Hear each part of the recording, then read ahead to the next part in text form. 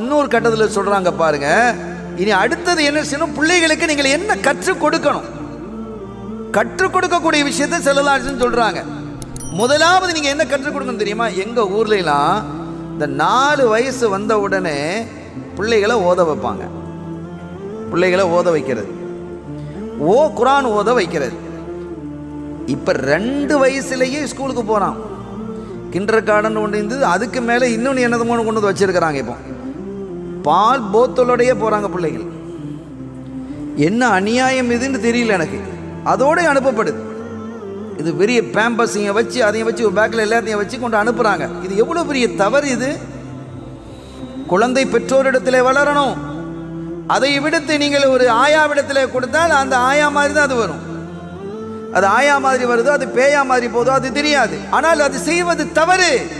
தாயினுடைய அரவணைப்பிலே ஒரு குழந்தை வளர வேண்டும். இதுதான் மார்க்கம் விரும்புகிறது. எல்லாமே மாறி போச்சு, எல்லாம் பிஸி. எதுக்கு சம்பாதிக்கிற?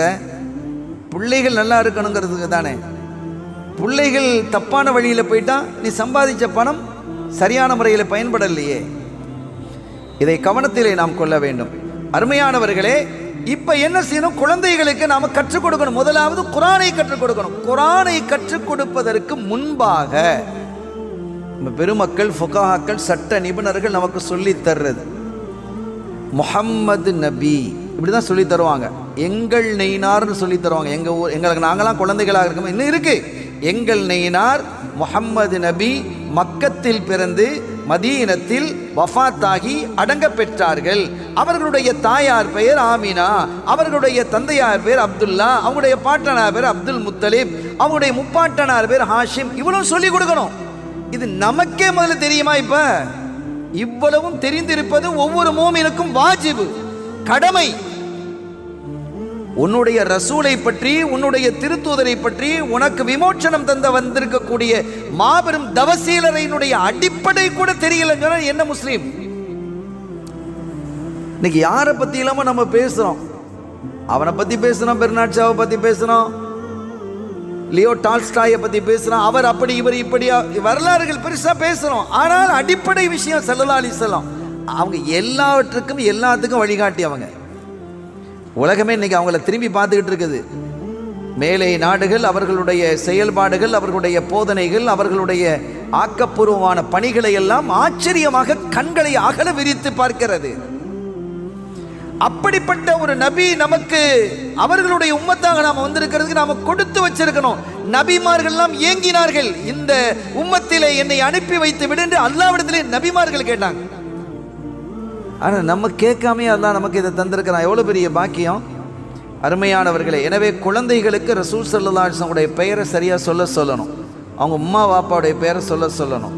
அவங்க பிறந்த இடம், மரணித்த வஃபாத்தான இடம், அடங்க பெற்ற இடம் மக்கா மதீனா, அவங்களுடைய தாயார் தாய் தந்தையருடைய பெயர், பாட்டனார் முப்பாட்டனார் பெயர் வரைக்கும் படிச்சு கொடுக்கணும். நீங்க இது வரைக்கும் நீங்க கொடுக்கலன்னா இன்னைக்கு அதை செய்யணும், கடமை. நீ அப்படி செய்யாமல் இருந்தால் நீ ஏன் செய்யவில்லை இதை என்று அல்லாஹ் கேட்பான். அல்லாஹ் கேட்பான். இது அடிப்படை விஷயம். எனவே இதில் கண்ணும் கருத்துமாக நீங்கள் இருக்க வேண்டும். குர்ஆனை ஓதுறதுக்கு முன்னால் இதை ஸ்டார்ட் பண்ணணுங்கிறாங்க. குர்ஆனையே ஓதுறதுக்கு முன்னால் இதை ஸ்டார்ட் பண்ணணுமா அப்படின்னு நீங்க ஒரு கேள்வி கேட்டா ஸல்லல்லாஹு அலைஹி வஸல்லம் என்ன செய்றாங்க? ஒரு அற்புதமான ஒரு விஷயத்தை சொல்றாங்க பாருங்க. உங்க பிள்ளைகளுக்கு 3 விஷயங்களை நீங்கள் கற்றுக் கொடுங்கள்.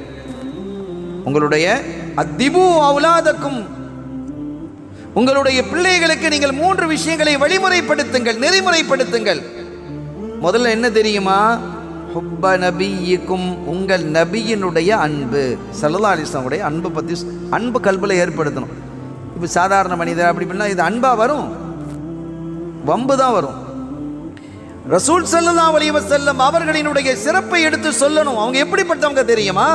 அவங்க நமக்கு என்னென்ன உதவி பண்ணி இருக்கிறாங்க, ஆகிரத்தில் என்ன உதவி பண்ண போறாங்க என்பதை எல்லாம் எடுத்து சொல்லி ஸல்லல்லாஹு அலைஹி வஸல்லம் அவர்களுடைய அந்த பிரியத்தை, பாசத்தை உங்களுடைய குழந்தைகளின் மீது நீங்கள் ஊட்டுங்கள். அதை முதல்ல படிச்சு கொடுங்கிறாங்க. யார் கூட சொல்றா? ஸல்லல்லாஹு அலைஹி வஸல்லம் சொல்றாங்க.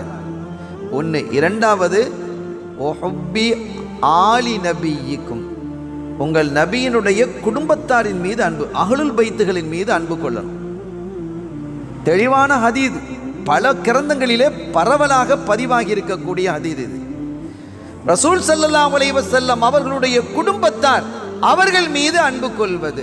ரெண்டாச்சா. இன்னும் மூணாவது என்ன பாருங்க, குர்ஆன் ஓதுறத படிச்சு கொடுங்க. குர்ஆன் ஓதுறத எப்போ சொல்றாங்க? மூணாவதாக சொல்றாங்க. இதுதான் இன்னைக்கு காலத்தில் பெரிய பிரச்சனை. ஏன்னா குர்ஆன் மூணாவது, ஃபர்ஸ்ட் ரசூலோட அன்பு, ரெண்டாவது அவனுடைய குடும்பத்தார் அன்பு, மூணாவதா குர்ஆன்.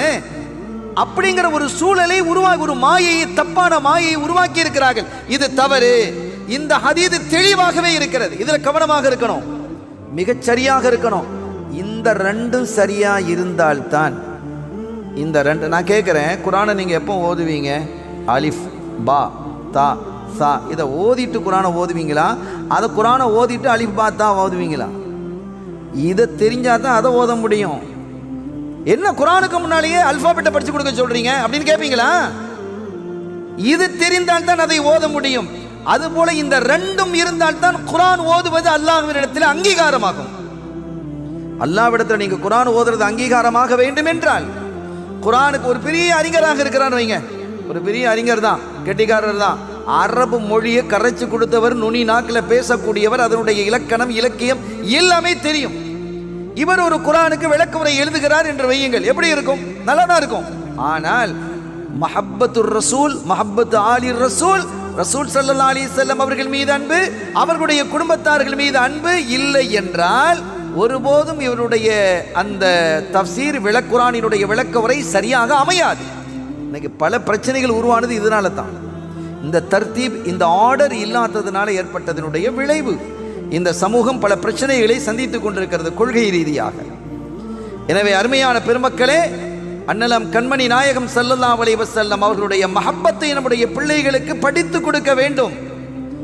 அவங்களுடைய பேரை சொல்லிக் கொடுக்கணும். அதுக்கு பிறகு குறைஞ்சது 4வது வயசுலயாவது குர்ஆனை ஓத வச்சிடணும். கண்டிப்பாக குர்ஆன் ஒரு முறையாவது ஓதி முடிப்பது மூமின்கள் மீது கட்டாய கடமை. வயசாயிடுச்சே என்ன போய் ஓதணும் நீங்கள் நினைக்காதீங்க. அல்லாஹ்வுக்கு நாளைக்கு பதில் சொல்லணும், அதை பயந்துக்கிட்டு நீங்கள் யார்கிட்டையாவது போய் ஓதிடணும்.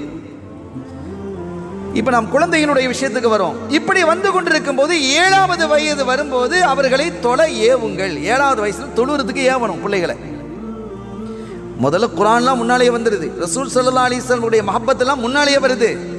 7வது வயசுல தான் தொழுகை வருகிறது. தொழுகை 7வது வயசில் ஏவுங்கள். 10 வயதாகியும் தொழவில்லை என்றால் அவர்களை அடித்து தொலைவையுங்கள். அந்த அடி எப்படி இருக்கணும் அப்படிங்கிறதெல்லாம் ஹதீஸினுடைய விளக்க உரையில் தெளிவாக எழுதியிருக்கிறாங்க. காயம் இல்லாத அடி நம்ம ஆரம்பத்திலேயே சொல்லிட்டோம். காயப்படுத்தக்கூடாது. ஒரு அச்சுறுத்தல், ஒரு பயம், கம்பை தூக்கிடுவேன், அசாபை தூக்கிடுவேன், பெரம்பு சுழட்டிடுவேன் அப்படிங்கிற மாதிரி ஒரு பயத்தை ஏற்படுத்தணும். அந்த பிள்ளைகளுக்கு தொலை வைக்கணும். தொழுகை என்பது இபாதத்துகளில் முதன்மையானது, மேன்மையானது, வணக்க வழிபாடுகள் மிக உன்னதமானது. கண்மணி ஸல்லல்லாஹு அலைஹி வஸல்லம் அவர்களுக்கு ரொம்ப பிரியமானது, கண்குளிர்ச்சியானது. எனவே தொழுகையை சரியாக தொலை வைக்கணும் பிள்ளைகளை. இதே ஹுக்கும் தான் நோன்புக்கும். 7 வயசுல நோன்புல ஏவுங்க, 10வது வயசுல வச்சு நோன்பு பிடிக்கலன்னா லேசா தட்டுங்க. இது தொழுகைக்கு மட்டுமல்ல, நோன்புக்கும் தான், ரமலான்ல, ரமலானுடைய காலத்தில். எனவே இதை நாம் புரிந்து கொள்ளலாம்.